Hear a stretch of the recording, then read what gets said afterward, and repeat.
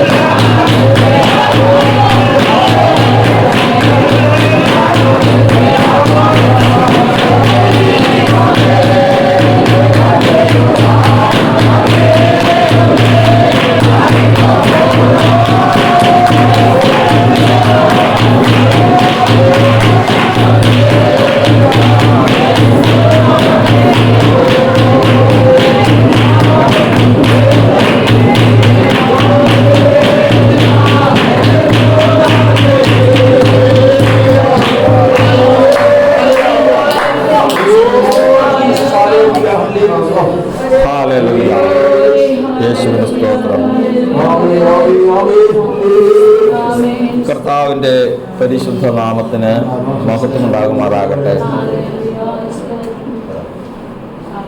ബഹുമാനപ്പെട്ട സഭാ ശുശ്രൂഷകർക്കും കർത്താവിൻ്റെ ദാസന്മാർക്കും എല്ലാ ദൈവജനത്തിനും വിശേഷാൽ ഈ ഭവനത്തിനും ക്രിസ്തുയേശുവിൻ്റെ ധന്യമായ നാമത്തിൽ സ്നേഹവന്ദനത്തെ അറിയിക്കുകയാണ്. കർത്താവിൻ്റെ ദാസൻ ഭവനത്തിലൊരു ഉപവാസവും പ്രാർത്ഥനയും വയ്ക്കണമെന്ന് ആഗ്രഹിച്ച് വിളിച്ചു പറഞ്ഞു. അതിൽ വരണമെന്നും പറഞ്ഞു, ഞങ്ങൾ വരാമെന്നും പറഞ്ഞു. അങ്ങനെ ഇന്ന് നമുക്കൊരുമിച്ച് ഇവിടെ ആയിരിക്കാൻ സഭകളിൽ പരസ്യം ചെയ്തു. ചുരുക്കമായിട്ടുള്ള കുറച്ച് പേരെങ്കിലും കടന്നു വന്ന് ഇതിൽ പ്രാർത്ഥിക്കാൻ ഇടയാക്കിയല്ലോ. നമ്മുടെ ഉത്തരവാദിത്വം ഇന്ന് ഇവരെന്ത് വിഷയങ്ങൾ ഇവിടെ വെച്ചിരിക്കുന്നുവോ ആ വിഷയത്തിൽ ദൈവികമായത് ദൈവം നടത്തി കൊടുക്കണം. ഞാൻ ദൈവികമായെന്ന് പറഞ്ഞതിൻ്റെ കാരണം പല കാര്യങ്ങളും ഉണ്ടാകും. എന്നാൽ ദൈവത്തിൻ്റെ ഹിതപ്രകാരം അത് കാര്യങ്ങൾ നടത്തി കൊടുക്കണം എന്നുള്ളത് നമ്മുടെ പക്ഷപാതമായിരിക്കട്ടെ. നമ്മൾ ഏത് വിഷയം എന്താണെന്നുള്ളത് അറിയുന്നില്ല എങ്കിലും ദൈവത്തിൻ്റെ ആത്മാവ് തരുന്നതാണല്ലോ അതിൻ്റെ യഥാർത്ഥ വിഷയം. വചനം പറയുന്നത് വേണ്ടും പോലെ പ്രാർത്ഥിക്കേണ്ടതെന്തെന്ന് നമുക്കറിയാൻ പാടില്ല. അറിയാവുന്ന ആരോ ഉള്ളു? വേണ്ടും പോലെ പ്രാർത്ഥിക്കണമെന്ന് അറിയാവുന്ന ഒരാളേ ഉള്ളൂ. ആരാണ്? നമ്മിൽ വസിക്കുമാറാക്കിയ ദൈവത്തിൻ്റെ ആത്മാവ്. റോമാലേഖനം 8-ാം അധ്യായത്തിൻ്റെ 28-ാം വാക്യത്തിൽ എഴുതിയിരിക്കുകയാണ്. ഒരു കുഞ്ഞിന് മരുന്ന് മേടിച്ചുകൊണ്ട് മരുന്ന് വാങ്ങിക്കൊണ്ട് ഒരമ്മ പോവുക. അപ്പോൾ ഡോക്ടർ പറഞ്ഞിട്ടുണ്ടായിരുന്നു ഹോമിയോ ഗുളിക മരുന്നാണ് കഴിക്കുന്നത്, ഈ ഗ്യാസ് മിഠായി അങ്ങനെയുള്ള സാധനമൊന്നും മേടിച്ചു കൊടുക്കരുത്. അമ്മ കുഞ്ഞുമായിട്ട് കടയിൽ ചെന്ന് നിന്നപ്പോൾ അവന് ഗ്യാസ് മിഠായി വേണം. അമ്മ കടക്കാരനെ കണ്ടിച്ച് കാണിച്ചു. കടക്കാരന് മനസ്സിലായി ഗ്യാസ് മിഠായി ഇവിടെ ഇല്ല എന്ന്. പിന്നെ വേറെ ചില മിഠായി കൊടുത്ത് പറഞ്ഞു വിട്ട്. ഞാൻ പറഞ്ഞു അതിൻ്റെ സാധനം മനുഷ്യൻ പ്രാർത്ഥിക്കുന്നു, മനുഷ്യ വസിക്കുമാറാക്കിയ ആത്മാവ് ദൈവപ്രകാരം വേറെ പ്രാർത്ഥിക്കും. ഈ രണ്ട് പ്രാർത്ഥന രണ്ട് തരമായി വരുമ്പോഴാണ് ഈ പ്രശ്നം. ഇത് രണ്ടും ഒന്നായി വന്നു കഴിഞ്ഞാൽ ആ സമയത്ത് മറുപടിയാണ്. അതിന് വേണ്ടിയിട്ടാണ് ഈ മനസ്സൊരുക്കം എന്ന് പറയുന്നത്. ഏറ്റവും ആദ്യമേ തന്നെ മനസ്സൊരുങ്ങണം. ഒരുങ്ങിയതിന് ശേഷം കർത്താവേ എൻ്റെ ആവശ്യം എന്തെന്ന് ഞാൻ അറിയുന്നതിനേക്കാൾ കൂടുതൽ നീ അറിയുന്നു. കാരണം നീ എന്നിൽ നിൻ്റെ ആത്മാവിനെ വസിക്കുമാറാക്കിയിട്ടുണ്ട്. അപ്പോൾ എനിക്ക് കർത്താവേ എനിക്കൊരു 10 ലക്ഷം രൂപ ഇപ്പം ഇന്ന് തന്നെ വേണം, അല്ലെങ്കിൽ 2 ദിവസത്തിനുള്ളിൽ വേണമെന്ന് പറയുമ്പോൾ ആത്മാവ് പറയും ഇപ്പോൾ കൊടുക്കണ്ട, പ്രശ്നമാണ്, കൊടുത്തു കഴിഞ്ഞാൽ പിന്നെ നമ്മുടെ ഈ ഭാഗത്തൊന്നും ഉണ്ടാവില്ല എന്ന് ആത്മാവ് പറയുന്നെങ്കിൽ രണ്ട് പ്രാർത്ഥനയായി. അപ്പം അങ്ങനെയല്ല. പിന്നെയോ നമ്മിൽ വസിക്കുമാറാക്കിയ ആത്മാവിനറിയാം എന്താ നമ്മുടെ ആവശ്യം. അതുകൊണ്ട് നമ്മൾ ആ ആത്മാവിനെ തപിപ്പിച്ച് ഉണർത്തണം. ഉണർത്തും കഴിയുമ്പോൾ യഥാർത്ഥത്തിൽ ആ പ്രാർത്ഥനയും നമ്മുടെ പ്രാർത്ഥനയും ഒരുപോലെ ഒന്നായിത്തീരും. അതുകൊണ്ടാണ് വചനം പറയുന്നത്, ഞാൻ യഹോവയോട് ഒരു കാര്യം അപേക്ഷിച്ചു, അത് തന്നെ ഞാൻ. ഹൃദയത്തിലെ ആഗ്രഹം ഒന്നും പ്രാർത്ഥന വേറൊന്നും ആകാതിരിക്കാൻ അവിടെ പറഞ്ഞിരിക്കുക. രണ്ടൊറ്റ ഞാൻ ഹൃദയം കൊണ്ട് ആഗ്രഹിച്ചു തന്നെ ഞാൻ പ്രാർത്ഥിച്ചു. ആ വിഷയത്തിന്മേൽ വിടുതലാണ്. അതുകൊണ്ട് കർത്താവിൻ്റെ സന്നിധിയിൽ നിന്ന് നമ്മൾ വെച്ചിരിക്കുന്ന വിഷയങ്ങൾ ഏതായിരുന്നാലും അതിന് ചില ലക്ഷ്യങ്ങൾ കർത്താവ് തന്നിട്ടുണ്ട്. വന്നിരിക്കുന്ന എല്ലാവർക്കും അതിൻ്റെതായ ലക്ഷ്യങ്ങൾ ശ്രദ്ധയോടെ പ്രാർത്ഥിച്ചവർക്കും ജാഗരിച്ചവർക്കും അതും കൊടുത്തിട്ടുണ്ടായിരിക്കണം. ഏതായിരുന്നാലും നമുക്കതിൽ വിടുതലിലേക്ക് വരട്ടെ. കർത്താവ് ദാസന്മാർ കൂടി ശുശ്രൂഷിച്ചപ്പോൾ അതിൽ ഏതാണ് കർത്താവ് ഉദ്ദേശിച്ചിരിക്കുന്നത് എന്ന് കർത്താദാസന്മാരൊക്കെ ഇവിടെ എല്ലാവരിൽ കൂടിയും ദൈവാത്മാവ് ഭാഗികമായിട്ട് ഇടപെട്ടു. നമ്മൾ ആദ്യം കേൾക്കാനിടയായി തീർന്നത് ദൈവത്തിൻ്റെ മഹത്വത്തിൽ എത്തണമെങ്കിൽ ഒരു മനുഷ്യൻ, നമ്മളെല്ലാവരും ഓട്ടം അതിന് വേണ്ടിയിട്ട് എവിടെ എത്തണം? ദൈവത്തിൻ്റെ മഹത്വത്തിലെത്തണം. ദൈവത്തിൻ്റെ മഹത്വത്തിൽ എത്തണമെങ്കിൽ എന്ത് വേണം? അതാണ് വചനം കേൾക്കണമെന്ന് പറഞ്ഞത്. ദാസൻ പറഞ്ഞ വാക്കുകളാണ്. നിന്റെ ആലോചനയാൽ നീ എന്നെ നടത്തും, പിന്നത്തേതിൽ മഹത്വത്തിലേക്ക് ചേർത്ത് കൊള്ളണമെങ്കിൽ അതിനു മുമ്പ് ദൈവത്തിന്റെ ആലോചനയാൽ നടത്തപ്പെടണം. ദൈവത്തിന്റെ ആലോചന വിട്ട് സ്വന്തം വഴിക്ക് നടന്നതിന് ശേഷം ഞാൻ മഹത്വത്തിലേക്ക് പോകുമെന്ന് പറഞ്ഞു കഴിഞ്ഞാൽ കാര്യം നടക്കില്ല. അതുകൊണ്ടാണ് ഏറ്റവും ആദ്യത്തെ നമ്മുടെ പ്രാർത്ഥന ഇന്നിവിടെ മുഴങ്ങിയ ശബ്ദത്തിന്റെ വചനത്തിന്റെ പൊരുൾ അങ്ങനെയായി. നമ്മെ ദൈവത്തിന്റെ ആത്മാവ് തന്നെ ഭരിച്ചു വഴി നടത്തി മഹത്വത്തിലേക്ക് ചേർക്കട്ടെ. വീണ്ടും നമ്മൾ കേൾക്കാൻ ഇടയായി തീർന്നത് ഏതവസ്ഥയിലും പ്രവർത്തിപ്പാൻ കഴിവുള്ള ദൈവം നാളെ അതാണ് ഇതാണ് എന്ന് പറയാതെ എന്നിട്ട് തന്നെ പറയുന്നു. മരിച്ച് 4-ാം ദിവസമായി. ഇപ്പൊ പതുക്കെ പുറത്തേക്ക് എന്ത് വന്നു തുടങ്ങി? നാറ്റം വന്നു തുടങ്ങി.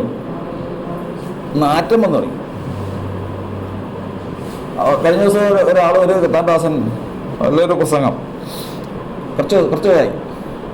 ആ പ്രസംഗത്തിൽ പറയാം, ഹിസ്കിയാവ് ദൈവത്തിന്റെ സന്നിധിയിൽ ദൈവം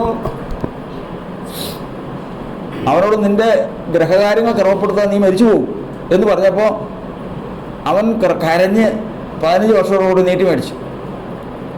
ശരി, 15 വർഷത്തോടുകൂടി മരുന്ന് പറഞ്ഞു കൊടുത്തു. എന്ന് പറഞ്ഞു കൊടുത്ത്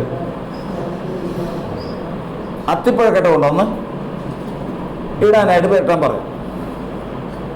ഇപ്പോൾ ലേറ്റസ്റ്റ് ആയിട്ട് കണ്ടുപിടിച്ചിട്ടുണ്ട്, അത്തിപ്പഴക്കട്ട പഴത്തിന് ഇങ്ങനെയുള്ള മാരകമായ രോഗം ഉണക്കാനുള്ള കഴിവുണ്ടെന്ന്. അപ്പം മഹത്വം ആർക്ക് പോയി? അത്തിപ്പഴത്തിന് പോയി. മഹത്വം ഞാൻ എൻ്റെ സ്തുതി മറ്റൊരുത്തിനും, എൻ്റെ മഹത്വം ഞാൻ മറ്റൊരുത്തിനും എൻ്റെ സ്തുതി വിഗ്രഹം വിട്ടുകൊടുക്കില്ല എന്ന് പറഞ്ഞ് ശാസ്ത്രീയ കണ്ടുപിടുത്തത്തിൽ കൂടി പ്രാസംഗികം പ്രസംഗിച്ചത് മഹത്വത്തോടെ പോയി, അത്തിക്ക് പോയി. കർത്താവിൻ്റെ വചനത്തിൽ നമ്മൾ പഠിക്കുന്നത് ദൈവം നമുക്ക് വേണ്ടി കരുതിയിരിക്കുന്നത്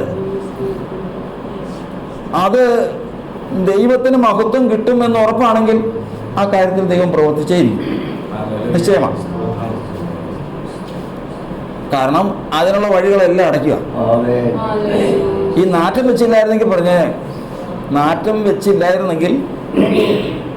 അവർ പറയുമായിരുന്നു, എന്ത് പറയായിരുന്നു, ചത്തുകൊണ്ട് വെച്ച് ശീലയൊക്കെ പൊതിഞ്ഞുകൊണ്ട് വെച്ച് കഴിഞ്ഞപ്പോൾ ഇനി ചിലപ്പോൾ അന്നേരം മരിച്ചിട്ടുണ്ടായിരിക്കില്ല.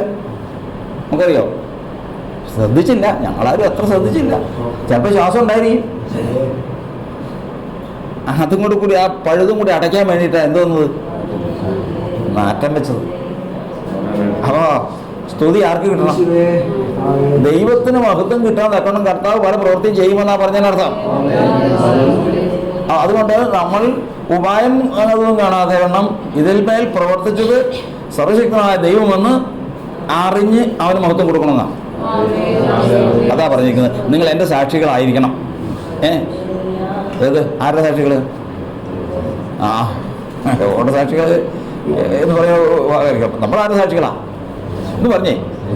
എൻ്റെ സാക്ഷിയായ എൻ്റെ വിശ്വസ്തനായ അന്തിപ്പാസിനെ കൊന്ന കാലത്ത് പോലും നീ എങ്കിലുള്ള വിശ്വാസം നിഷേധിച്ചില്ല. അതാര് പറയുന്നതാ? വെളിപ്പാട് പുസ്തകം യേശു പറയുന്നതാ. അപ്പൊ നമ്മൾ ആരുടെ സാക്ഷികളാ? യേശുവിൻ്റെ സാക്ഷികളാ. അതിലേക്ക് അല്ല. അപ്പൊ ഇവിടെ പറയാണ്, നിങ്ങൾ അറിഞ്ഞെന്നെ വിശ്വസിക്കേണ്ടതിന് നിങ്ങളുടെ സാക്ഷികളാവും. അപ്പോൾ അറിയാത്തവൻ സാക്ഷിയായിട്ട് കാര്യമില്ല. അറിയാത്തവൻ യഥാർത്ഥത്തിൽ അറിഞ്ഞവൻ വേണം സാക്ഷിയായിരിക്കാൻ. കാരണം അറിയാതെ ചെയ്തവൻ മഹത്വം ആർക്ക് കൊടുക്കുള്ളൂ? ദൈവത്തിന് കൊടുക്കില്ല. അതുകൊണ്ട് നമ്മെ സൗഖ്യമാക്കുന്നവനും ഞാൻ ആരെ വിശ്വസിച്ചിരിക്കുന്നുവെന്ന് ആദ്യം അതറിയണം. ഒരു പാടത്തിന്റെ സൈഡിൽ നിന്നുകൊണ്ട് ഒരാൾ പ്രസംഗിച്ചുകൊണ്ട് നോക്കുക. പറഞ്ഞ് നമ്മുടെ കർത്താവ് എത്ര വലിയവനോ നല്ലവനാ എന്നൊക്കെ പറഞ്ഞതിന് ശേഷം എന്നോട് കർത്താവ് ഞാനൊരു സ്വപ്നം കണ്ട് ആ സ്വപ്നം അനുസരിച്ച് തന്നെ കർത്താവ് പ്രവർത്തിച്ച് എന്നെല്ലാം പറഞ്ഞ് പ്രസംഗമൊക്കെ നന്നായിരുന്നു. കഴിഞ്ഞതിന് ശേഷം അവിടെ ഒരാൾ നിൽക്കുന്നുണ്ടായിരുന്നു. ആ ആൾ അടുത്ത് വിളിച്ചതിന് ശേഷം പറഞ്ഞു, വീട് എവിടെയാണ്? ഇപ്പം ബ്രദർ എന്തോ കണ്ടെന്ന് പറഞ്ഞ് ആ സ്വപ്നം കണ്ട് കർത്താവ് അവരുടെ അടുത്ത് വന്നു. അത് കഴിഞ്ഞതിന് ശേഷം പുള്ളി 1,20,000 മറ്റാണെന്ന് തോന്നുന്നു സ്വപ്നങ്ങളും ദർശനങ്ങളും എഴുതിയ ഒരു പുസ്തകം കാണിച്ചു കൊടുത്തു. അതിനകത്ത് എഴുതിയിട്ടുണ്ട്, കുതിര കണ്ട, ആന കണ്ട, തലകുത്തി നിന്ന, വീണ് കഴിഞ്ഞാൽ കുളത്തിൽ വീണാൻ വെള്ളം കണ്ട്, ഇതൊന്നും മുഴുവനും എഴുതി വെച്ചിരിക്കുക. ഇത് മനസ്സിലായോ? ഇതെന്നാ മനസ്സിലായോ? മനുഷ്യൻ്റെ ശാസ്ത്രീയ വശങ്ങളുണ്ട്, ശരീരത്തിൻ്റെ പ്രകൃതി.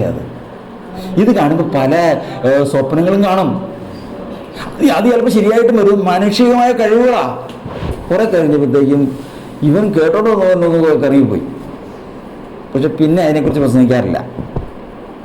കാരണം എന്താ? സംശയമായി. എന്നാൽ കണ്ണ് കുരുടൻ സൗഖ്യമായവനോട് പറഞ്ഞ്, എടാ നിന്നെ ആര് സൗഖ്യമാക്കിയെന്നാ പറഞ്ഞു? യേശു ആരാന്നറിയോ? ഇല്ല. എന്താ ശബത്തിൽ നമ്മളോട് പറഞ്ഞിരിക്കുന്നത്? എന്താ ശബത്തിൽ 1.5 കിലോമീറ്റർ നടക്കണമെന്നാണ് പറഞ്ഞേങ്ങനെ. അതിനപ്പുറത്തേക്ക് പോകാൻ പാടില്ലെന്നല്ലേ പറഞ്ഞേങ്ങനെ. ഈ കാര്യങ്ങൾ, ഇത്രയും കാര്യങ്ങൾ വ്യവസ്ഥ വെച്ചിട്ട് ഇവൻ പറഞ്ഞെന്താ? ശബത്തിൽ കിടക്കെടുത്ത് നടക്കാനാണ്. അവൻ നീതിമാനോ ഭാവിയോ? ശരിയാണല്ലോ. ന്യായപ്രമാണത്തിൽ പറഞ്ഞിരിക്കുന്നതനുസരിച്ച് എടുക്കാവുന്ന ഭാരമുണ്ട്, ഇരിക്കാവുന്ന സമയമുണ്ട്, നടക്കാവുന്നതുണ്ട്, അടുപ്പിൽ കത്തിക്കാവുന്നതുകൊണ്ട്. ഇത് മുഴുവൻ വ്യവസ്ഥയാണ്. ഈ വ്യവസ്ഥയ്ക്ക് വിരുദ്ധമായിട്ടാണല്ലോ പറഞ്ഞു. എന്ത് ചെയ്യും? ഇവർ പറയടാ പാപിയാണ്. ഒരു പ്രാവശ്യമല്ല, എത്ര പ്രാവശ്യം വിളിച്ചെന്നറിയാം? 4ാമത്തെ പ്രാവശ്യം വിളിച്ചു. 3ാമത്തെ പ്രാവശ്യം ഇത് കേട്ട് കഴിഞ്ഞപ്പോൾ ഇവൻ പറഞ്ഞു, എന്തോ ആവട്ടെ, അവൻ പാപിയാണോ, നീതിമാനാണോ, പ്രഭു ആണോ, ഹീനനാണോ, ഇതൊന്നും എനിക്കറിയാൻ പാടില്ല. ഒരു കാര്യത്തിൽ ഞാൻ പറയട്ടെ, ഇന്നലെ വരെ എനിക്ക് കണ്ണ് കാണാൻ പാടില്ലായിരുന്നു. ഇന്ന് ഞാൻ കാണുന്നു. നിങ്ങൾ ഏത് ശാസ്ത്രം കൊണ്ടുവന്നാലും കൊണ്ടുപോകാം, നിങ്ങൾ ഏത് വഴിക്ക് കൊണ്ട് ചെയ്തോ, എൻ്റെ അനുഭവത്തെ ഖണ്ഡിക്കാൻ ആർക്ക് കഴിയും? അപ്പം നമ്മൾ സാക്ഷികൾ ആരായിരിക്കണം? അറിഞ്ഞ് വിശ്വസിക്കണം. യേശയ്യാപ്രവചനം 40 അറിഞ്ഞ് തന്നെ വിശ്വസിച്ച സാക്ഷികളായിരിക്കണം. കാരണം അറിയാത്തവൻ മഹത്വം ആർക്ക് കൊടുക്കില്ല? ദൈവത്തിന് കൊടുക്കില്ല. അതുകൊണ്ടാണ് ആ വഴിയെല്ലാം കർത്താവ് അടയ്ക്കുന്ന സമയം മുമ്പോട്ട് പോകും. നമ്മൾ വീണ്ടും കേൾക്കാനിടയായി തീർന്നത്, ഞാൻ ഓരോരുത്തർ സംസാരിച്ചതെന്ന് പറഞ്ഞു തോന്നും. 3ാമത് നമ്മൾ കേട്ടത്, വീഴുന്നവരെയൊക്കെയും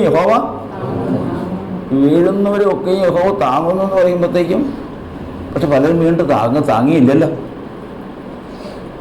ഞാൻ വീഴുന്നെന്ന് പറഞ്ഞിട്ട് വീണിട്ട് പലരെയും താങ്ങാത്തവരുണ്ടല്ലോ. അതെന്താ? വീഴുന്നവരൊക്കെ യഹോവ താങ്ങുന്നു. ഇതൊക്കെ ദാസൻ കൂടി കേട്ടത് ശരിയാണ്. പക്ഷെ അതിൻ്റെ ഇതിൽ ഇണവചനം കിടക്കുന്നുണ്ട്. ഏതെന്നറിയാം? വചനം അറിയാത്തവരെന്ന് പറഞ്ഞു. വീഴുന്നവരെയൊക്കെ യഹോവ താങ്ങുന്നു എന്ന് പറയുമ്പോൾ അപ്പോൾ അതെന്താ സങ്കീർത്തനത്തിൽ കിടപ്പുണ്ട്? എന്തുകൊണ്ട്? ഞാൻ വീഴുന്നു എന്ന് പറഞ്ഞപ്പോൾ യഹോവ എന്നെ താങ്ങി. കർത്താവ്. അപ്പൊ വീഴുന്നുണ്ടെങ്കിൽ അവൻ എന്ത് ചെയ്യണം? കർത്താവെ ഞാൻ എന്ത് ചെയ്യുക? വീഴുവണം. അതായത് മനുഷ്യൻ വീണത് വിദ്യയാക്കുന്നത് കേട്ടിട്ടുണ്ടോ? ഞാനിപ്പോൾ അങ്ങ് വീണതൊന്നുമല്ല, അത് ഞാനിങ്ങനെ ഒരു അഭ്യാസം പഠിച്ച് നടന്നു പോകുന്നോളുന്നു. അത് വീഴ്ച മറയ്ക്കുന്നതാണ്. അതാ പറയുന്നത്, വീഴ്ച എന്ത് ചെയ്യരുത്? മറയ്ക്കരുത്. വീഴ്ച എന്ത് ചെയ്തോളാം? ദൈവമേ ഞാൻ വീഴുവാണല്ലോ, തെറ്റുപറ്റിപ്പോയല്ലോ, കർത്താവേ എൻ്റെ ജീവിതത്തിൽ വീഴ്ചയാണല്ലോ എന്നൊരു ഒറ്റ വാക്ക് പറഞ്ഞാൽ ആ കരം താങ്ങാതിരിക്കില്ല. കർത്താവിന് സ്തോത്രം. ആ കരം താങ്ങാതിരിക്കില്ല. കർത്താവിന് സ്തോത്രം. വീണ്ടും നമ്മൾ കേൾക്കാനിടയായി തീർന്നത് ഇപ്രകാരമാണ്. രേഖ എഴുതി എന്ന് ദാനിയേൽ അറിഞ്ഞപ്പോൾ, ദാനിയേൽ ഒരു വാർത്ത കേട്ടു, രേഖ എഴുതിയിരിക്കുന്നു. രേഖ എഴുതി എന്നുള്ള വാക്ക് കേട്ടപ്പോൾ ദാനിയേൽ നേരെ ചെന്ന് പതിവ് പോലെ യെരൂശലേമിന് നേരെ തൻ്റെ കിളിവാതിൽ തുറന്നിട്ടതിന് ശേഷം ദിവസം 3 പ്രാവശ്യം മുട്ടുകുത്തി ദൈവത്തോട് പ്രാർത്ഥിച്ചു. കൽപ്പന എന്താ? രേഖ എന്താ? രേഖ എഴുതിയിരിക്കുന്നത് രാജാവിനോടല്ലാതെ വേറെ ആരോടും പ്രാർത്ഥിക്കാൻ പാടില്ല. എന്തു ചെയ്യും? പ്രശ്നമായല്ലോ. എല്ലാവരും കൂടെ കൂടി ഏഷണിയായിട്ട് എന്ന് പറഞ്ഞ് പിന്നെ ഉണ്ടായ സംഭവങ്ങളൊക്കെ അതൊക്കെയാണ്. ഇവിടെ ദൈവത്തിൻ്റെ വചനം പറയുന്നത് രേഖ എഴുതിട്ട് എന്തുവാകട്ടെ, ഒരു മനുഷ്യൻ ഈ ലോകത്തിൽ ജീവിക്കുമ്പോൾ അവന് യുദ്ധസേവയുണ്ട്. വിശ്വാസത്തിൽ വന്ന് ക്രിസ്തുവിൽ വിശ്വസത്തോടെ ജീവിക്കാൻ ആഗ്രഹിക്കുന്നവർക്ക് എല്ലാവർക്കും എന്തുണ്ടാവും? കാഷ്ടതയുണ്ടാകും. ഈ വിശ്വാസം എന്ന് പറഞ്ഞാൽ വെറുതെ നിൽക്കാൻ പറ്റില്ല. എന്ത് ചെയ്താൽ നിൽക്കാൻ പറ്റുള്ളൂ? എതിരിട്ട് നിൽക്കാൻ പറ്റുള്ളൂ. നിങ്ങൾ പ്രാപിച്ചിരിക്കുന്ന അതിവിശുദ്ധ വിശ്വാസത്തിന് വേണ്ടി പോരാടണം. കാരണം ഇത് ഒരു ഒഴുക്കാണ്. എങ്ങനെ ഒഴുക്ക്? നമുക്ക് അറിയാം. ഇപ്പോൾ അവിടെ നമ്മൾ അടുത്ത് പുഴയുണ്ട്, ഏനാത്ത് പുഴയുണ്ട്. കുറച്ചുകൂടെ അങ്ങോട്ട് മാറി കഴിഞ്ഞാൽ അത് ഏതേതോ കായലിൽ ചെന്ന് പതിക്കും. കായലിൽ കൂടി പിന്നെ അത് എവിടെ ചെന്ന് പതിക്കും? സമുദ്രത്തിൽ ചെന്ന്. ഇനി ഇതിന് മേളിലേക്ക് പോയാലോ? മലയിൽ ചെറിയ ഉറവുകളുണ്ട്, ചെറിയ തോടുണ്ട്. ഈ സ്ഥാനങ്ങളിലെല്ലാം മീനുമുണ്ട്. കടലിൽ മീനുണ്ട്, കായലിൽ മീനുണ്ട്. നമ്മൾ മീൻ മേടിക്കുമ്പോൾ ചോദിക്കും ഏത് മീനാണ്. പുഴയിൽ മീനുണ്ട്, കരയുടെ തോടിൽ മീനുണ്ട്. ഇത് എല്ലാവരും കൂടി നിനക്ക് ആരെങ്കിലും അതിന് കൊടുത്തിട്ടുണ്ടോ? ഏനാത്ത് പാലത്തിനപ്പുറത്തേക്ക് നിനക്ക് വരാൻ പാടില്ല. അവിടെ അപ്പുറത്തെ അതിലേക്ക് കായലിലേക്ക് നിനക്ക് പോകാൻ പാടില്ല. അങ്ങനെ കൊടുത്തിട്ടുണ്ടോ? ഇല്ല. ഇതിനെല്ലാറ്റിനും അവർ ജീവിക്കുന്ന സാഹചര്യം അനുസരിച്ച് ഒരിടമുണ്ട്. ഇതിലുള്ള പ്രശ്നം എന്നറിയാമോ? ഇതിലുള്ള പ്രശ്നം എന്ന് വെച്ച് കഴിഞ്ഞാൽ ഈ മീൻ നിൽക്കുന്നത് നോക്കിയാൽ അറിയാം.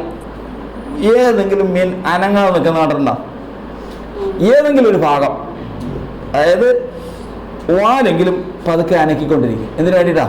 അത് എന്തിനെതിരെയാ? ഒഴുക്കിനെതിരെയാ. കാരണം തോട്ടിലെ മീൻ ചത്തു കഴിഞ്ഞാൽ, അനങ്ങാതിരുന്നു കഴിഞ്ഞാൽ, ചിലപ്പോഴൊക്കെ നമ്മൾ ഈ നഞ്ച് കലക്കുന്നത് കേട്ടിട്ടുണ്ട്. അവിടെ ഇതിങ്ങ് കലക്കി മീൻ മയങ്ങി കഴിഞ്ഞു കഴിഞ്ഞാൽ അത് എങ്ങനെ എന്ത് ചെയ്യാൻ തുടങ്ങും? ഒഴുകാൻ തുടങ്ങി കഴിയും. എവിടെ വരും? ഏനാത്ത് പാലത്തിൻ്റെ അടുക്കൽ അങ്ങ് പോകും. പിന്നെ എവിടെ പോകും? കായലിൽ പോകും. കായലിൽ ഒഴുകി എവിടെ ചെല്ലും? സമുദ്രത്തിൽ ചെല്ലും. സമുദ്രം എന്ന് പറഞ്ഞാൽ എന്താ? സമുദ്രം എന്ന് പറയുന്നതാണ് പെരുവെള്ളങ്ങളും എന്ന് പറയുന്നത് ജാതികളും ഭാഷകളും ഗോത്രങ്ങളും വംശങ്ങളും അടങ്ങിയ ലോകമാണ്. അപ്പോൾ വിശ്വാസത്തിൽ നിൽക്കുന്നവൻ എങ്ങനെ നിൽക്കാൻ പറ്റുള്ളൂ? ഈ ഒഴുക്കിനെതിരെ നിൽക്കാൻ പറ്റുള്ളൂ. അതുകൊണ്ടാണ് പറയുന്നത് നിങ്ങൾ വല്ലപ്പോഴും ഒഴുകിപ്പോകാതിരിക്കേണ്ടതിന്. ഒഴുകാൻ നിങ്ങൾ അവിടെ ചെല്ലും. ലോകത്തിൽ ലോകജാതിയായി പോകും. അതുകൊണ്ട് ഇതിൽ മല്ലിടാതെ നിൽക്കാൻ പറ്റില്ല. അങ്ങനെ മല്ലിട്ട് നിൽക്കുന്നവനെ കുറിച്ചാണ് വചനം പറയുന്നത്. നിങ്ങൾ പ്രാപിച്ച അതിവിശുദ്ധ വിശ്വാസത്തിന് വേണ്ടി പോരാടണമെന്ന് നിങ്ങളെ ഞാൻ പ്രബോധിപ്പിക്കും. അപ്പൊ ഇതിന് പോരാടിക്കൊണ്ടേ നിൽക്കാൻ പറ്റുള്ളൂ. ഏറ്റവും കൂടുതൽ ഈ ഒഴുക്കിനെതിരെ നിൽക്കുന്ന ആയുധമാണ് എന്ത്? നിങ്ങൾ വല്ലപ്പോഴും ഒഴുകിപ്പോകാതിരിക്കേണ്ടതിന് കേട്ടതധികം ശ്രദ്ധയോടെ കരുതിക്കൊണ്ടാണ്. ഞാൻ എന്ത് പഠിച്ചിട്ടുണ്ടോ, ഞാൻ ഏത് സുവിശേഷത്തിന്റെ ഏത് ഭാഗം കേട്ടാണ് വിശ്വാസത്തിലേക്ക് വന്നതെന്ന് വെച്ച് കഴിഞ്ഞാൽ അതിനെ മുറുകെ പിടിക്കുക. അതിനെ മുറുകെ പിടിക്കുമ്പോൾ, അതിനെ ഓർക്കുമ്പോൾ, അതിനെ ധ്യാനിക്കുമ്പോൾ പിന്നെ നമ്മൾ ഒഴുകിപ്പോകാതെ ഈ ഒഴുക്കിനെതിരെ നിൽക്കാൻ സാധിക്കും. കർത്താവിന്റെ സ്തോത്രം. ദൈവത്തിന്റെ പരിശുദ്ധാത്മാവ് നമ്മെ സഹായിക്കുമാറാണ്. നമ്മളിന്ന് കേട്ട വചനപ്രകാരം ദാനിയേലിനെതിരെ രേഖ എഴുതിക്കാനുള്ള കാര്യം എന്താ? ഒരു കാര്യം ഉണ്ട്. എന്ത്? ഹാമാൻ യഹൂദന്മാരുടെ ശത്രുവാണ്. ഇവർ തമ്മിലുള്ള മത്സരം തുടങ്ങിയിട്ട് കുറച്ച് ദിവസമായി. ഒടുവിൽ ആ സ്ത്രീ പറഞ്ഞു, ആരുടെ ഭാര്യ? ഹാമാന്റെ ഭാര്യ പ്രകാരം പറഞ്ഞു, അവനൊരു യഹൂദ വംശക്കാരനാകുന്നുവെങ്കിൽ നീ അവനെ പറഞ്ഞത് വിശ്വാസിയല്ല, പിന്നെയോ ശത്രുവാ പറഞ്ഞു. അപ്പൊ ലോകത്തിലുള്ള എല്ലാവർക്കും അറിയാവുന്ന ഒരു കാര്യമാണ് എന്താ? ഒരു യഹൂദനെ ജയിക്കാൻ ആർക്കും സാധിക്കില്ല. ഒരു യഹൂദനെ ജയിക്കാൻ ആർക്കും സാധിക്കില്ല എന്നുള്ളത് ലോകത്തിൽ എഴുതപ്പെട്ട നിയമം തന്നെയാണ്. അപ്പോ ഒരു കാര്യമുണ്ട്. അപ്പോ ഒരു ദൈവം ഏതിന്റെ ഉത്തരവാദിത്തം എന്താ?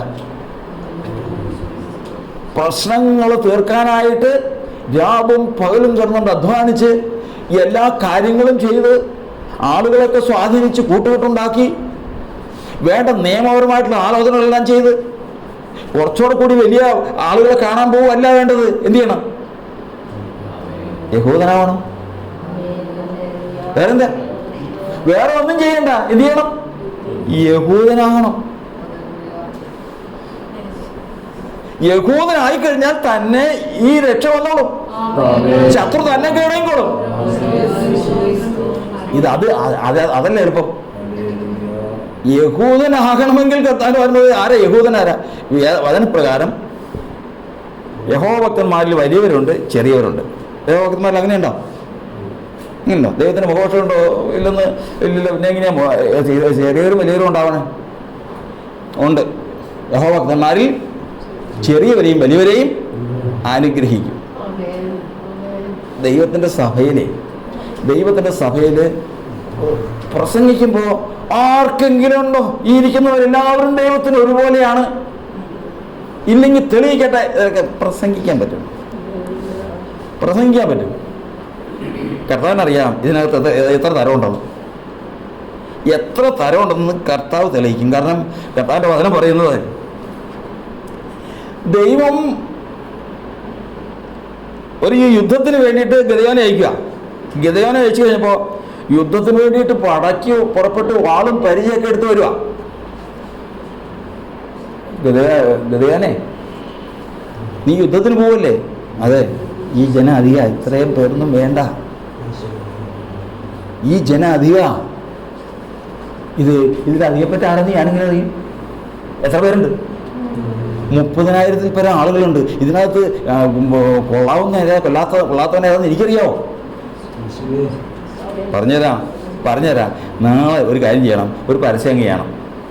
പരസ്യം ചെയ്യേണ്ട വിധമാണ്, ഈ യുദ്ധത്തിന് പോവുകയാണ്, വാൾ അങ്ങോട്ടും ഇങ്ങോട്ടും ദോഷം ചെയ്യും. പിന്നെ എന്ന് പറയരുത്. ആർക്കെങ്കിലും പേടിയുണ്ടെങ്കിൽ, ഭയവും പേരുത്തുണ്ടെങ്കിൽ അവന് ഇപ്പോഴേ തന്നെ സന്തോഷത്തോടെ മടങ്ങിപ്പോവാം. വണ്ടിക്കൂലിയും തരും, പൊക്കോ. പിറ്റേ ദിവസം ഒരു പരസ്യം, ആ യുദ്ധത്തിൽ ശത്രുവിനോട് അടുക്കാൻ പോവാ. എങ്ങോട്ടാ പോകുന്നതെന്നറിയാവോ? അവിടെ ഇരിക്കുന്ന മിഥ്യാന്യരെന്ന് പറയുന്നത് ചെറിയ ആളുകളൊന്നുമല്ല. അത്ര ഭയങ്കരമായ ഒരു കൂട്ടമാണ് അവിടെ വന്നിരിക്കുക. അവർ പാളയടിച്ചെടുക്കുക. ഇങ്ങനെ കൂടാരം, കണക്കില്ലാത്ത തരത്തിൽ കൂടാരം അടിച്ച് പാളയം അടിച്ചിരിക്കുക. അങ്ങോട്ടാ യുദ്ധത്തിന് പോകുന്നത്. അതുകൊണ്ട് ആർക്കെങ്കിലും ഭയവും ഭീരത്വം ഉണ്ടെങ്കിൽ ഇപ്പം മടങ്ങി പോവാം. പിന്നെ ഇടയ്ക്ക് പറയരുത്. അയ്യോ, എത്ര പേര്? 20,000 പേര്. ആദ്യം ഇളകി പോകണം കണ്ടു കഴിഞ്ഞാൽ എല്ലാവരും പോകണമെന്ന് തോന്നും. 20,000 പേരങ്ങ് പോയി. നമ്മൾ ഇതിനെക്കുറിച്ച് ചിന്തിക്കണേ. യഹോഭക്തന്മാരിൽ ചെറിയവരുമുണ്ട്, ചെറിയവരേതാ? സോഷ്യലിസം പറയുമ്പോഴത്തേക്കും എന്ന് പറയും, പ്രസംഗിക്കുമ്പോൾ ഒരു ശൈലി പറയും, ദൈവത്തിനെല്ലാം മക്കളും ഒരുപോലെ. അല്ലെന്ന് പറഞ്ഞു. ദൈവത്തിനെല്ലാം മക്കളും ഒരുപോലെയാ. അത് ഞാനെന്നുള്ള വ്യത്യാസമോ നിങ്ങൾക്കോ നിങ്ങളോ വ്യത്യാസമോ അങ്ങനെയുണ്ടോ? ഒന്നുമില്ല. കാരണം ദൈവം നീതിമാനാണ്. പക്ഷേ ഇവിടെ ചെറിയവരെന്ന് തീരുമാനിച്ച ആരാ? ദൈവമാണോ തീരുമാനിച്ചേ? അല്ല, അവരാ തീരുമാനിച്ചേ. കാരണം അവരുടെ ഉള്ളിൽ എന്തുണ്ട്? ഭയവും ഭീരത്വമുണ്ട്. ഇതിനെ ഇറങ്ങിയപ്പോൾ തന്നെ, ഈ വഴിക്ക് ഇറങ്ങിയപ്പോൾ തന്നെ മനസ്സോടെ അല്ല ഇറങ്ങിയത്. അങ്ങനെയുള്ളത് ഇതിനകത്തുണ്ട്. അവരുടെ വ്യക്തിപരമായ ലാഭവും വ്യക്തിപരമായ സ്ഥാനവും മാത്രം നോക്കി നിൽക്കുന്ന ഉന്നതന്മാർ ഇതിനകത്തുണ്ടെന്ന്. എന്നിട്ട് ഞാൻ വരുമോ എല്ലാവരും സോഷ്യലിസം എന്ന് പറഞ്ഞിട്ട് കാര്യമുണ്ടോ? ഒരു കാര്യമില്ല. കാരണം അത് തെളിയിക്കും. ആരാ തെളിയിക്കുന്നത്? ഒരു ഫ്ലൈറ്റിന് മുമ്പ്, ഇപ്പോഴല്ല, കുറച്ച് നാൾ പണ്ട് ആവറോ എന്ന് പറയുന്ന ഒരു സംവിധാനം പ്ലെയിൻ ഉണ്ടായിരുന്ന ഒരു കാല. 4 മക്കളുണ്ട് ഒരമ്മച്ചിക്ക്.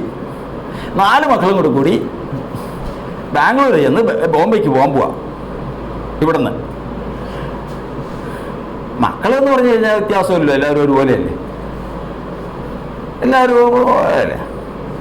യാത്രയായി എല്ലാം റെഡിയായി കഴിഞ്ഞപ്പോഴേക്കും ഇളയ മോനെ അമ്മ വന്ന്, അതുവരെ അമ്മ പിടിച്ചു തന്നു. ഇളയ മോനെ വന്ന് പിടിച്ചു മാറ്റി നിർത്തി. നിങ്ങൾ പോയിച്ചോ, ഇതിന് പവനങ്ങ തന്നെ 3 പേര് പോകേണ്ട കാര്യമുള്ളത്. അമ്മ ഒരു ന്യായമൊക്കെ പറഞ്ഞപ്പോൾ ബാക്കിയുള്ളവർക്ക് കാര്യം മനസ്സിലായി. എന്താ അവിടുന്ന് ഈ പ്ലെയിൻ അപകടമൊക്കെ ഉണ്ടാകുന്ന സമയമാണ്. എന്തെങ്കിലും അപകടം വന്നു കഴിഞ്ഞാലും എന്ന് പറഞ്ഞാൽ മറ്റൊരു 3 പേര് പൊക്കോട്ടെന്നല്ല, എന്ത് ഇവൻ അപ്പൊ ഇവരിൽ വലിയവനാരാ? തള്ളക്ക് ഇവനും വലിയവനാരാ? ഇളയവനാ. ഇത് ദൈവം വെളിപ്പെടുത്തും. കർത്താവ് സ്തോത്രം. അത് മാനുഷികമാണ്. ഇതങ്ങനെയല്ല. കാരണം ഞങ്ങൾ ചെറിയവരാണ് എന്ന് വിളിച്ചു പറയുകയാണ്. ഭയവും വരുത്തുക. കാരണം കർത്താവ് തന്നെ സ്നേഹിക്കുന്നവർക്ക് ഒരുക്കിയിട്ടുള്ള എന്താ? ദൈവത്തെ സ്നേഹിക്കുന്നവർക്ക് ദൈവം ഒരു കാര്യം സമ്മാനം ഒരുക്കി വെച്ചിട്ടുണ്ട്. അതെന്താ? പറയേ, അവൻ അവർക്കായി ഒരു നഗരം ഒരുക്കിയിരിക്കുന്നല്ലോ. എന്താണ്? ഒരു പട്ടണം. ഏത് പട്ടണം? സ്വർഗീയ യെരുശലേം എന്ന പട്ടണം. സ്വർഗീയ യെരുശലേം എന്ന പട്ടണം തൻ്റെ ജനത്തിന് വേണ്ടി ഒരുക്കി വെച്ചിരിക്കുക ദൈവം.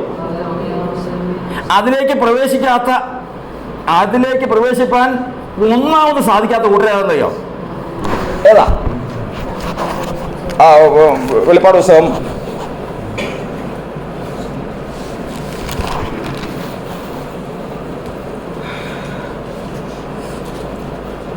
21:8. 21:8.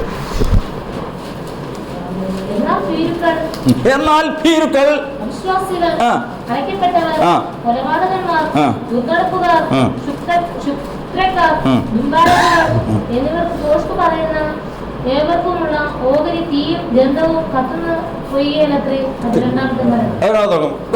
ഇതിനകത്ത് കയറില്ലാത്ത ഒന്നാമത്തെ കൂട്ടർ ആരാന്നറിയാം?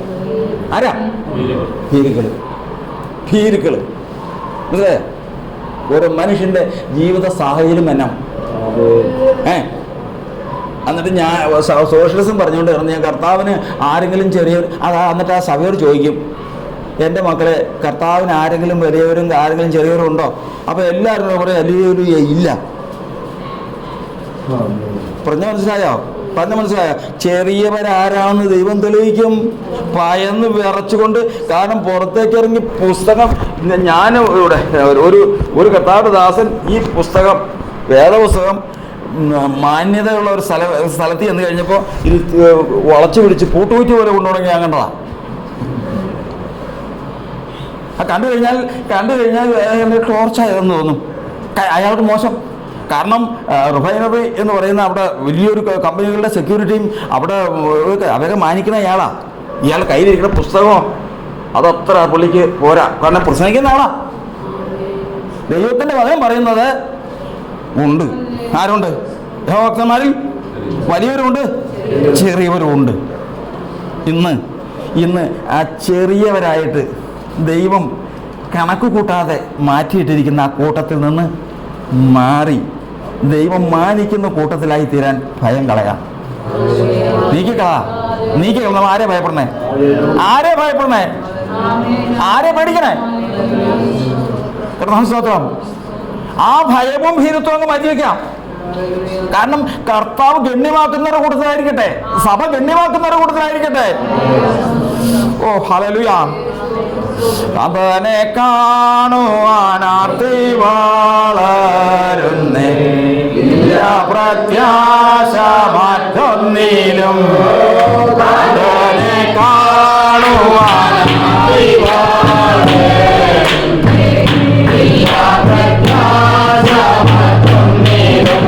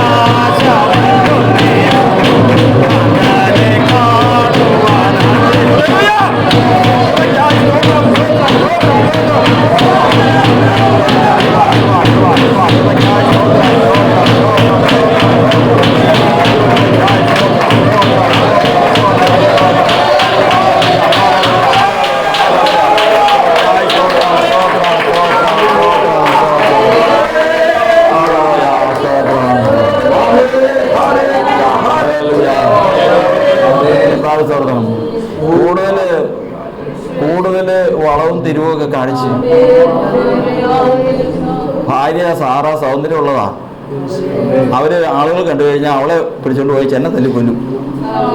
ഇങ്ങനെയൊക്കെ ഉള്ള ചിന്തയായാലും പല സൂത്രങ്ങളും അബദ്ധങ്ങളും ഒക്കെ അബ്രഹാം ചെയ്ത് അവസാനം 99 വയസ്സ് വരെ നോക്കിയിരുന്നു. 99 വയസ്സായപ്പോൾ കർത്താവ് നേരിട്ട് വന്ന് പറഞ്ഞു, അബ്രഹാമേ, ഞാൻ ഏൽ ശദ്ദായി ആകുന്നു. ഏൽ ശദ്ദായി എന്ന് പറഞ്ഞാൽ സർവശക്തിയുള്ള ദൈവമാകും. എനിക്ക് കഴിയാത്തൊന്നുമില്ല. നീ എൻ്റെ മുമ്പാകെ നടന്ന് നിഷ്കളങ്കനായിരിക്കുക. എന്തിനാ നീ സൂത്രം കാണിക്കണം? എന്തിനാ ഭാര്യ അവിടെ ഫറവോന്റെ അരവനെ പറഞ്ഞോട്ടെ? എന്തിനാ? എന്തെല്ലാം സൂത്രം! ഞാൻ നിന്നെ കൽദയ പട്ടണമായി ഊരിൽ നിന്ന് വിളിച്ചിറക്കിക്കൊണ്ട് പോന്നപ്പോഴും എൽശദ്ദായിയാ, ഇന്ന് എൽശദ്ദായിയാ. നിന്നെ മനുഷ്യന്റെ സകലവിധ ദോഷങ്ങളിൽ വിടുവിപ്പാൻ ഞാൻ ശക്തനാണ്. ഇത്രയായിട്ട് നീ വിശ്വസിക്കുന്നില്ലല്ലോ. 99 വയസ്സായി. എത്ര വയസ്സായി വിളിച്ചിട്ട്? എത്ര പ്രായമായി? 24 വർഷമായി. ഇനി നീ നിഷ്കളങ്കനായിരിക്കുന്നില്ലെങ്കിൽ എന്താ സ്ഥിതി? ദൈവത്തിന് പ്രവർത്തിക്കാൻ കഴിയണ്ടേ? ദൈവത്തിന് ശത്രുവിന്റെ നേരെ നീ ഒന്ന് ഉറച്ചു നിൽക്ക്. നെഞ്ചു കാണിച്ചെന്നാ നീ എന്താ ചെയ്യാമെന്ന് നിൽക്ക്. അവിടെ ദൈവത്തിന്റെ പ്രവൃത്തി കാണാം. നീ ദൈവത്തിന്റെ പ്രവൃത്തി കാണാതെ പോകുന്നറിയാമോ? ഇതിലേക്ക് വിളിച്ചപ്പോഴുള്ള അവസ്ഥ അത് മറന്നുപോയി. വിളിച്ചപ്പോ എങ്ങനെയായിരുന്നു? വിളിച്ചപ്പോ കർത്താവിന്റെ വചനം പറയുന്നത്, എബ്രായ ലേഖനം 2:14 പറയുന്നത് എന്താ? മക്കൾ ജഡരക്തങ്ങളോട് കൂടിയവരാകൊണ്ട് താനും അവരെ പോലെ ജഡരക്തങ്ങളോട് കൂടിയവനായി ഈ ലോകത്തിലേക്ക് വന്നു. പിന്നെ മരണത്തിന്റെ അധികാരിയായ പിശാചിനെ സ്വന്തം മരണത്താൽ നീക്കി. എന്നിട്ട് ജീവപര്യന്തം മരണഭീതിയിൽ അടിമകളായിരുന്നവരെ വിടുവിച്ചു. ഇവിടെ വരുന്നതിന് മുമ്പ്, കർത്താവിനെ കാണുന്നതിന് മുമ്പ് പേടിയായിരുന്നു. എന്തായിരുന്നു? പ്രത്യേകിച്ച് ദൈവം മുൻകണ്ടിട്ടുള്ള ജനത്തിന്റെ പ്രത്യേകതയാണ്. ഒരാൾ റേഡിയോയിൽ ഇങ്ങനെ കേട്ടോണ്ടിരിക്കുക. ഉള്ളവരുടെ ശരീരത്തിൽ അവിടെ എവിടെയായി പരുക്കളുണ്ടാവും. അപ്പോൾ ആ പുള്ളിയുടെ ഈ ചൂടൂര് ഭംഗിയൊക്കെ ഉണ്ട്. അയ്യോ, അവിടെ അതിൻ്റെ അറ്റത്ത് ചുവപ്പ് കളറുണ്ടാവും. ദൈവമേ, എന്താ കാര്യം എന്നറിയോ? എൻ്റെ പൊരുൾ കേൾക്കണേ. ദൈവം മുന്നേറ്റിട്ടുള്ള ജനത്തിന് എപ്പോഴും ഉള്ളിൽ ഒരു ഭീതി കിടക്കുക. എന്ത്? മരണഭയം. നമ്മൾ കർത്താവിനെ അറിയുന്നതിന് മുമ്പത്തുള്ള കാര്യം പറയാ. എന്താ കാരണം എന്നറിയാവോ? കർത്താവിനെ അറിയുന്നതിന് മുമ്പ് മരിച്ചു പോയി കഴിഞ്ഞാൽ ഈ പ്രാണൻ എവിടെ പോകും? പാതാളത്തേക്ക് പോകും. അവിടെ അതുകൊണ്ടാണ് ഈ പ്രാണനുള്ള ഭയമാണത്. രണ്ടുപേരോട് യാത്ര പോവാ. കൊടും കാട്ടിൽ കൂടിയാണ് പോകുന്നത്. ഒരു കരടി ഉള്ള ഒരു സ്ഥലത്ത് വന്ന് ബഹളമൊക്കെ ഉണ്ടാക്കിയപ്പോഴേക്കും ഇവർ രണ്ടുപേരും കൂടി ഒരു മരത്തിലേക്ക് അങ്ങ് കയറി. ഒരു മരത്തിൻ്റെ ഒരു കമ്പയിൽ സുരക്ഷിതമായിട്ട് അവിടെ സന്തോഷമായിരുന്നു. അങ്ങനെ കഷ്ടം നേരം വെളുത്തപ്പോൾ താഴ്ത്ത് കയറിയ നേരം വെളുത്തപ്പോഴാണ് കാണുന്നത് എന്താ, ഈ തടിയും കമ്പുമായിട്ട് ചേർന്ന് നിൽക്കുന്ന ഭാഗം ഇപ്പൊടി അത്രേ ഉള്ളൂ. ഒടിഞ്ഞു കഴിഞ്ഞാൽ താഴ്ത്തും രണ്ടുമില്ല. പിന്നെ ഇതുപോലെയാണ് മനുഷ്യ ശരീരത്തിൽ വന്നപ്പെട്ട പ്രാണൻ. മനുഷ്യ ശരീരത്തിൽ വന്നുപോയിട്ട് നിങ്ങൾ പാപത്തിൽ മരിക്കും എന്ന് പറഞ്ഞു കഴിഞ്ഞാൽ, പാപത്തിൽ മരിച്ചു കഴിഞ്ഞാൽ ഇന്നിപ്പോൾ ഈ എങ്ങോട്ട് പോകും? പാപത്തിൽ മരിച്ചു കഴിഞ്ഞാൽ നമ്മൾ വരുന്നുണ്ട്. തെർമോക്കോൾ ഒരു കഷ്ണം ഇട്ട് കഴിഞ്ഞാൽ വെള്ളത്തിലിട്ട് അങ്ങോട്ട് പോകും, അവിടെ കിടക്കും. ഒരു കഷ്ണം കല്ലിട്ടാലോ അടിയിലേക്ക് പോകും. എന്താ കാരണം? ഒന്നിന് ഭാരമുണ്ട്, ഒന്നിന് ഭാരമില്ല. അപ്പോൾ നമ്മുടെ പ്രാണന് വിട്ട് കഴിഞ്ഞാൽ, കർത്താവിനെ അറിയുന്നതിന് മുമ്പ് ശരീരം വിട്ട് കഴിഞ്ഞാൽ അങ്ങോട്ട് പോകും. എന്താ കാരണം? അത് പറഞ്ഞോ. അതിനെന്തുകൊണ്ട് ഭാരമുണ്ട്? എന്ത് ഭാരം? പറഞ്ഞോ. അകൃത്യഭാരം ചുമക്കുന്ന ജനം. ഇതുകൊണ്ടാണ് ഈ ഭയം. ഇങ്ങനെ ഭയപ്പെട്ട് നടന്ന ജീവിതങ്ങളാ കർത്താവ് വിളിച്ചതിന് ശേഷം എന്ത് ചെയ്യുന്നറിയോ? അകൃത്യങ്ങൾ അങ്ങ് മോചിച്ച്. അപ്പൊ എന്തായി തീർന്നു? പറഞ്ഞേ, ഭാരമില്ല. ഇന്ന് ധൈര്യമാ. അതാ അപ്പോസ്തലന്മാര് നിന്ന് ധൈര്യത്തോടെ സംസാരിക്കുന്നത് കേട്ട് ഇവര് സാമാന്യരായ മനുഷ്യർ, ഇവര് ധൈര്യം വേണ്ടില്ല. കാരണം അവർക്ക് പേടിക്കാനില്ല. ഇന്ന് അവരെ ഛേദിച്ച് കളഞ്ഞു കഴിഞ്ഞാൽ അവരുടെ പ്രാണൻ എവിടെ കിടക്കും? നീതിമാന്റെ ജീവിതയാത്ര എങ്ങോട്ടാ? മേളിലേക്കാകുന്നു. കീഴെയുള്ള പാതാളം അവന് ഭാരമില്ല. ഞാൻ പറഞ്ഞു തന്നതിന് സാര് ഓർത്തോളണം. അപ്പോൾ വിശ്വാസത്തിൽ വരുന്നതിന് മുമ്പ്, കർത്താവിനെ അറിയുന്നതിന് മുമ്പ് ശരീരത്തിൽ നിന്ന് പ്രാണം വിട്ട് കഴിഞ്ഞാൽ എങ്ങോട്ട് പോകും? പാതാളത്തിലേക്ക്. കർത്താവിനെ അറിഞ്ഞതിന് ശേഷം ഉയരത്തിലേക്ക് പോകും. ഇതിൻ്റെ വ്യത്യാസം വന്നത് എവിടെയാ? എന്ത് നീങ്ങിപ്പോയി? അകൃത്യഭാരം നീങ്ങിപ്പോയി. ഓർക്കണം. ഇങ്ങനെ നീങ്ങിപ്പോയതാ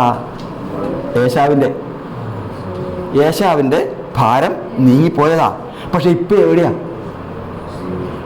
വേട്ട കഴിഞ്ഞ് വരുമ്പോൾ ഭക്ഷണം കണ്ടപ്പോൾ ഇച്ചിരി ഭക്ഷണം കണ്ടാടാ. കൂട്ടുകാർ അനിയനോട് പറയാ, എടാ ആ ഭക്ഷണം ചെയ്ത് അവന് നോക്കിയിരുന്നതാ. ഭക്ഷണമൊക്കെ തരാം, പക്ഷേ ഇന്ന് മുതൽ ഞാൻ ആരാ? ഭക്ഷണം കഴിച്ചു കഴിഞ്ഞാൽ ഞാൻ ആരാ? ചേട്ടൻ. നീയോ? അനിയൻ. ഇതുവരെ ഭക്ഷണം കഴിക്കുന്നതിന് മുമ്പ് ആരാ?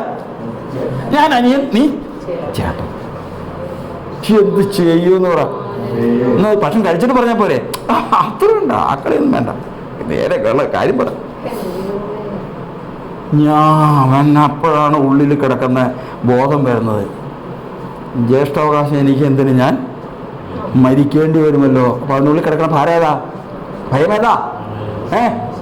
ഭയമേതാ? മരണഭയം. കർത്താവ് വീണ്ടെടുത്ത് കൊണ്ടുവന്ന്, നീ ലോകത്തൊരാളെയും ഭയപ്പെടേണ്ട. ദൈവത്തിന്റെ സന്നിധിയിൽ മുഴങ്കാലം മടക്കുന്നവന് മനുഷ്യനെ ഭയപ്പെടണോ? പറ. ദൈവത്തിന്റെ മുമ്പിൽ മുഴങ്കാലം മടക്കുന്നവന് മനുഷ്യനെ ഭയപ്പെടണോ? ഭയപ്പെടണമെങ്കിൽ എന്റെ പ്രാണന് ഭാരം വന്നിട്ടുണ്ട്. ഇന്ന് ഈ ശുശ്രൂഷയിൽ ഈ ഭാരം നീങ്ങി പോകണമെന്ന് ദൈവത്തിന്റെ ആത്മാവറിയാം.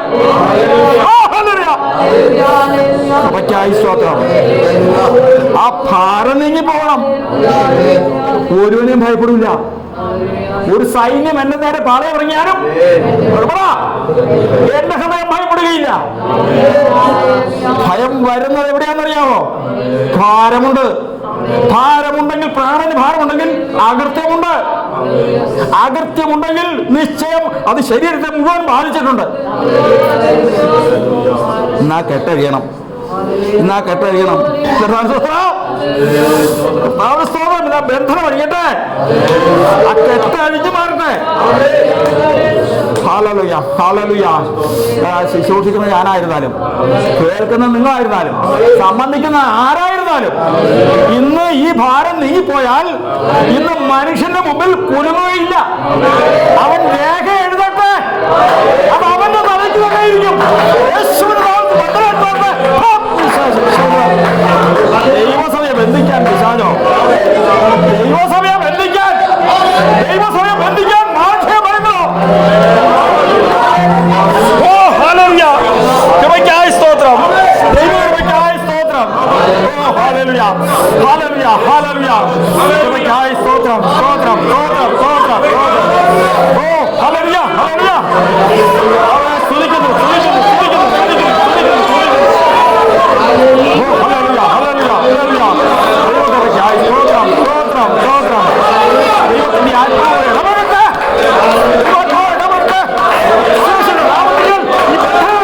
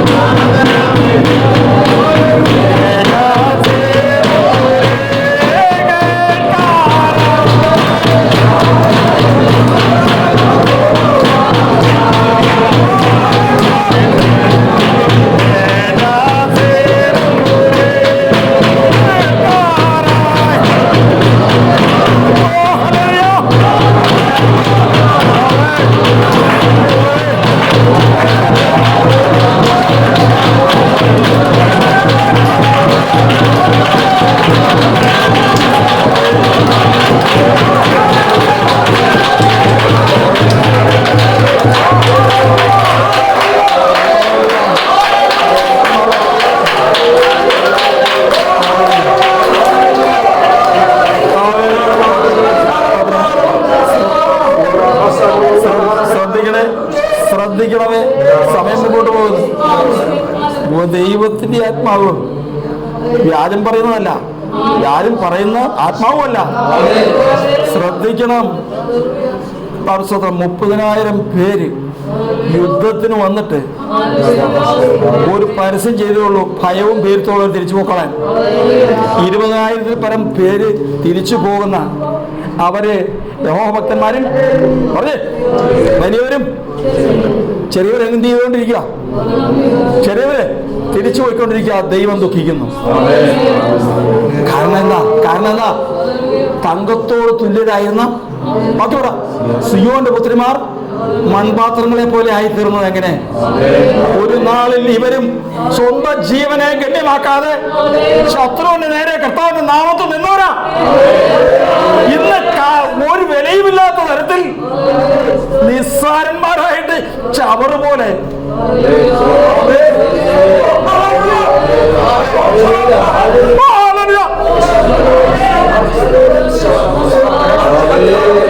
ഒരു ശാസനം ശാസിച്ചാൽ പിശാച് അപ്പൊ വിട്ടുപോകുമായിരുന്നു. ഇന്ന് പിശാച് ശാസിക്കുക, കളിയാക്കുക, പരിഹസിക്കുക. എങ്ങനെ പരിഹസിക്കാതിരിക്കും? ദൈവഭയം വിട്ടുപോയാൽ ഒരു യുദ്ധത്തില് ഉറച്ചു നിൽക്കാൻ പറ്റാതെ തിരിച്ചു പോയി നിസ്സാരന്മാരായിട്ട് മനുഷ്യ ഭയത്താൽ കുടുങ്ങിയിരിക്കുന്ന തന്റെ ജനത്തെ കണ്ട് ദൈവാത്മാവ് ദുഃഖിക്കുക. കർത്താവ് സ്തോത്രം. എങ്ങനെ ഒന്നാന്നറിയാവോ? 39 ദിവസം ഏലാ താഴ്വരയില് അവിടെ ഒരു സംഭവം ഉണ്ട്. അത് വായിക്കാൻ സമയമില്ലാത്തതുകൊണ്ടാ ഞാനങ്ങ് പറയാം. ഏലാ താഴ്വരയിൽ ഒരു സംഭവം നടക്കുക. സംഭവം നടക്കാൻ എങ്ങനെയെന്നറിയാവോ? ശൗലിന്റെ പക്ഷക്കാർ ഇസ്രായേലില് ദാവീദിന്റെ ചേട്ടനുണ്ട്. ഈ കൂട്ടമെല്ലാം 1, 2, 1000, 10,000 അല്ല, അത്രയും വലിയൊരു കൂട്ടം ആർത്ത് വിളിച്ചോണ്ട് പോവുക. എന്താണെന്നറിയാം? ഇന്ന് ഫെലിസ്തീനെ ഇല്ലാതാക്കി കളയുന്നു പറഞ്ഞു. വാള്, പരിച, കുന്തം ഇതെല്ലാം എടുത്തോണ്ട് ആർത്ത് പോവുക. വായിച്ചോളണം. ആർത്തലച്ചോണ്ട് അങ്ങ് ചെല്ലുമ്പോഴാണ് അപ്പുറത്തുനിന്ന് ഇസ്രായേലിനെ വെറുതെ എന്തിനാണ് ഈ ഒച്ചയും ബഹളമൊക്കെ? എന്താ നിങ്ങൾ ഒന്നാമത്തെ തന്നെ ഒച്ച ഉണ്ടാക്കാരി? ഞാൻ ഫെലിസ്തീനും നിങ്ങൾ ഇസ്രായേലിനല്ലേ? നമ്മളീ കിടന്ന് ഉണ്ടാക്കേണ്ട കാര്യമില്ല. ഞാൻ ഇതാ ഫെലിസ്തീനിൽ നിന്ന് തിരഞ്ഞെടുക്കപ്പെട്ടവനായിട്ട് ഞാൻ വരുന്നു. എന്നെ പോലെ ഉള്ളവനെ നിങ്ങളും തിരഞ്ഞെടുത്ത് മുമ്പോട്ട് കൊണ്ടുപോവാം. ഞങ്ങൾ തമ്മിലൊന്ന് നോക്കാം. ഞാൻ തോക്കുവാണെങ്കിൽ ഫെലിസ്തർ നിങ്ങൾക്ക് അടിമകൾ, അവൻ തോക്കുവാണെങ്കിൽ നിങ്ങൾ ഫെലിസ്തർക്ക് അടിമകൾ. എന്താ സംബന്ധിച്ചല്ലോ? പോരാ, പരിചയെടുത്തോണ്ട് നേരെ മുമ്പോട്ട് വന്നപ്പോഴത്തേക്കെന്നറിയാം, ആർത്ത് വിളിച്ച് ഏരാത്താഴ്വരയിലേക്ക് വന്ന ഇസ്രായേലിൽ എങ്ങോട്ട് പോവാ? അതിനേക്കാൾ വലിയ ആർപ്പോട്ട് കൂടി തിരിച്ചു വിടുക. എത്ര ദിവസമായി എന്നറിയാമോ? ഈ നാടകം തുടങ്ങിയിട്ട് നാളെ ദിവസത്തെ 39 ദിവസമായി. 39 ദിവസമാണ് ദാവീദ് വരുന്നത്. പഴയതുപോലെ എല്ലാ കാര്യവും ഒരുങ്ങിയിരിക്കുക. ഇന്ന് പടജനം ആർപ്പിച്ച് വരുന്നില്ല. യുദ്ധത്തിലേക്ക് വരുമ്പോ ദാവീദ് ഇതാ എതിരെ നിൽക്കുന്നു. ഫെലിസ്തൻ ഗോലിയാത്തും കൂട്ടരുമായിട്ട് വരുന്നു. എല്ലാ ദിവസവും പറഞ്ഞതുപോലെ തന്നെ ഈ പ്രവണയും പറഞ്ഞു. ദാവീദ് പറഞ്ഞു നോക്കാം. ഫെലിസ്തൻ വന്നപ്പോഴേക്കും ദാവീദ് അണിക്ക് നേരെ ഓടി. ഇത്രയും 39 ദിവസം അങ്ങോട്ട് ഓടി. 39 ദിവസം ആയിരക്കണക്കിന് ഇസ്രായേലിയർ തിരിഞ്ഞോടിയപ്പോൾ ഒരുവൻ മാത്രം എങ്ങോട്ട് ഓടി? ഫെലിസ്തർക്ക് എതിരെ, ഗോലിയാത്തിനെതിരെ ഓടി. ഇത് കണ്ടപ്പോ ഒരു ചോദ്യമുണ്ട്. ആരെയെന്നറിയാമോ? ഇത് കണ്ടപ്പോ ശൗല് തൻ്റെ അടുക്കൽ നിൽക്കുന്ന അബ്നേറിനോടൊരു ചോദ്യമുണ്ട്. അബ്നേറെ, ഇവൻ ആരുടെ മകനാണ്? ചോദ്യം അറിയേണ്ടത് ആരെയാ? ഈ ഓടിയവനെയല്ല അറിയേണ്ടത്. പിന്നെ ആരെയാ? അവൻ്റെ അപ്പനെ അറിയേണ്ടത്. ഇവൻ ആരുടെ മകൻ? ഓർക്കണം, അതൊരു ചരിത്ര. കാരണം അഭിഷേകം ചെയ്യാൻ ശമൂവേല് വന്നിട്ട് ബാക്കിയുള്ള എല്ലാ മക്കളെയും പിടിച്ചുകൊണ്ടുവന്ന് അഭിഷേകം ചെയ്യിച്ചില്ല. എന്നിട്ടും മാനസാന്തരപ്പെട്ട് മകനെ വിളിച്ചുകൊണ്ടിരാൻ തയ്യാറായില്ല. ആര്? ഈശായി. കാരണം ഇവനെ രാജാവാകാൻ തക്കവണ്ണം ഒരു യോഗ്യനായിട്ട് അപ്പം കണ്ടിട്ടില്ലെന്ന്. അങ്ങനെ ഉപേക്ഷിക്കപ്പെട്ട അവനാൽ തന്നെ അപ്പുറം പുറത്ത് വരുക.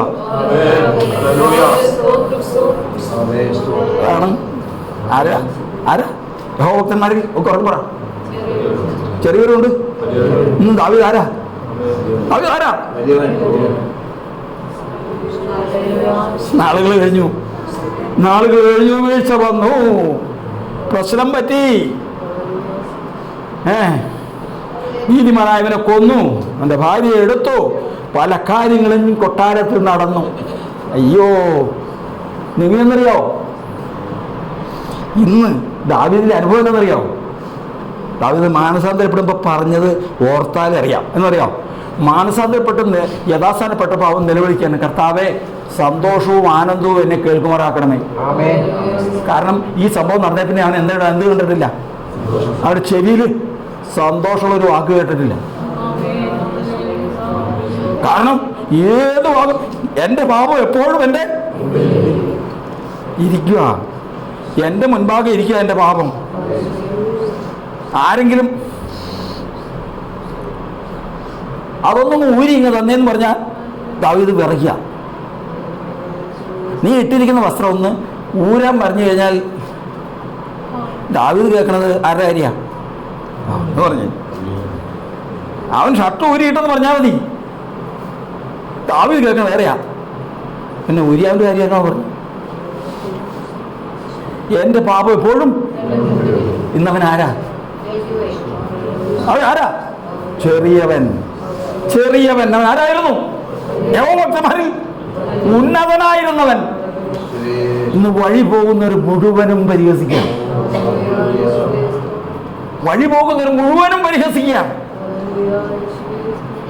മനുഷ്യന്റെ ഭയം നിമിത്തം വിറയ്ക്കുകയാണ്.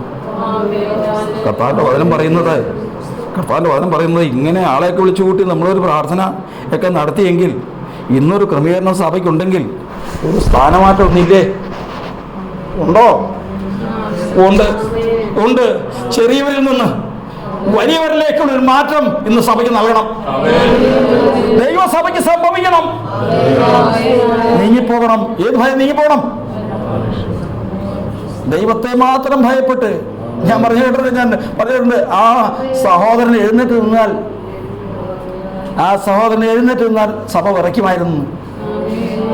അതുപോലെ പ്രകാശിച്ചു നിന്ന ഒരു സഹോദരനാ ഇന്നില്ല. ഇന്ന് വഴി പോകുന്നവർ മുഴുവൻ പറിക്കുന്നു, വിരട്ടുന്നു. കാരണം ഒരു മരണഭയം വീണാൽ, അകൃത്യഭാരം വന്നാൽ അവന്റെ ജീവിതം തിരിയുന്നത് എങ്ങോട്ടൊന്നും ഒരു ലക്ഷ്യം ഉണ്ടാവില്ല. വചനം നമ്മെ പഠിപ്പിക്കുന്നത് സകല മനുഷ്യ ഭയം നീങ്ങട്ടെ, സകല മനുഷ്യ ഭയങ്ങളും നീങ്ങട്ടെ. ദൈവഭയത്തിൽ നമുക്ക് വിശുദ്ധിയെ തരിക്കാം. ദൈവഭയത്തിൽ നമുക്ക് നമ്മെ തന്നെ ഉറപ്പിക്കാം. ശത്രുവിന്റെ ഒരു ആയുധവും നമ്മുടെ മേൽ ഫലിക്കാതെ വണ്ണം പ്രവർത്തിപ്പാൻ കഴിവുള്ളവൻ, യഹോവഭക്തന്മാരും വലിയവർക്ക് വേണ്ടി പ്രവർത്തിക്കുന്നവൻ. നമുക്ക് നമ്മോട് തന്നെ പറയാം, കർത്താവേ, നമുക്ക് നമ്മുടെ കർത്താവിനോട് പറയാം, കർത്താവേ, ഞാൻ ഏത് നിലയിലിരുന്നവനാ? എന്റെ കർത്താവിന്റെ സ്ഥലത്തിൽ മുട്ടുകളെ മടക്കി ദൈവത്തെ ഭയപ്പെട്ട് ജീവിച്ച ഇന്ന് ഞാൻ ആരെയൊക്കെ ഭയപ്പെടണേ? വലിയ പോകുന്ന നായിനെ, അതിന് പേടിയാ. വഴി നെടുക്കാക്കുമ്പോൾ എനിക്ക് അപകടം ഉണ്ടാവുമെന്ന് പേടിയാ. ആവശ്യമുണ്ടോ? ക്രിസ്തുവേശു ഇന്നലെയും ഇന്നും എന്നേക്കും പറ. ആ മാറ്റമില്ലാത്തവന് പേടിയില്ലേ? പിന്നെ മാറിയതാരാ? മനുഷ്യനാണ് മാറിയത്. ആ മാറ്റം നിന്ന് നീങ്ങണം. ആ മാറ്റം നീങ്ങണം. മനുഷ്യഭയം നീങ്ങണം, മരണഭയം നീങ്ങണം, ദൈവഭയം പുനഃസ്ഥാപിക്കപ്പെടുന്ന ദിവസമായിരിക്കട്ടെ. നമുക്ക് മുട്ടുമ്പോൾ മടക്കാം, ഒരു വാക്ക് പ്രാർത്ഥിക്കാം. പരിശുദ്ധനായ ദൈവമേ, ഇന്ന് കർത്താവിന്റെ ആത്മാവ് ഒന്ന് ജനത്തോട് ഇടപെടുമാറാകണം. കർത്താവിന്റെ സന്നിധി ഞങ്ങൾ ഉപവാസവും പ്രാർത്ഥനയുമായി ഞങ്ങളുടെ മുട്ടുകളെ മടക്കിയല്ലോ. ഓ ഹല്ലേലൂയ. ഇന്ന് ഞങ്ങൾക്ക് കർത്താവെ, ഞങ്ങൾ മരണഭീതിയിലായിരുന്നു, ഞങ്ങളെ അടിമകളായിരുന്നു, ഞങ്ങളെ കർത്താവ് വിളിച്ചു കൊണ്ടുവന്ന് കർത്താവെ ദൈവഭയത്തിലേക്ക് കൊണ്ടുവന്നെങ്കിൽ ദൈവമേ ആ ദൈവഭയത്തിൽ തന്നെ ഞങ്ങൾ ഉറച്ചു നിൽപ്പാൻ ഒരിക്കലും മരണഭയത്താലും ലോകഭയത്താലും മനുഷ്യഭയത്താലും ഞങ്ങൾ ചെറിയവരായി പോയ അവസ്ഥയിൽ നിന്ന് ഇന്ന് ഞങ്ങളെ വീണ്ടെടുപ്പാൻ എന്റെ കർത്താവ് എഴുന്നേൽക്കണമേ. കർത്താവ് യേശുവേ, മനസ്സലിയണമേ പിതാവേ. ഓ മനസ്സലിയണമേ പിതാവേ. കരുണ തോന്നുമാറാകണമേ കർത്താവേ. കൃപ ചെയ്യണമേ ദൈവമേ. ഓ ഹല്ലേലൂയ, ഹല്ലേലൂയ, ഹല്ലേലൂയ, ഹല്ലേലൂയ, ഹല്ലേലൂയ. കൃപയ്ക്കായി സ്തോത്രം, സ്തോത്രം, സ്തോത്രം, സ്തോത്രം, സ്തോത്രം, സ്തോത്രം. ഓ ഹല്ലേലൂയ, ഹല്ലേലൂയ, ഹല്ലേലൂയ. കൃപയ്ക്കായി സ്തോത്രം. കർത്താവേ, ഞങ്ങൾക്ക് പ്രത്യാശ വർദ്ധിപ്പിച്ചു തരണമേ. ഓ ഹല്ലേലൂയ. കാഹളം ധ്വനിക്കുന്നേ, അടയാളങ്ങൾ കാണുന്നേ, യുദ്ധങ്ങളും ശാപങ്ങളും ഏറുന്നേ. കാഹളം ധ്വനിക്കുന്നേ, അടയാളങ്ങൾ കാണുന്നേ, യുദ്ധങ്ങളും ശാപങ്ങളും ഏറുന്നേ.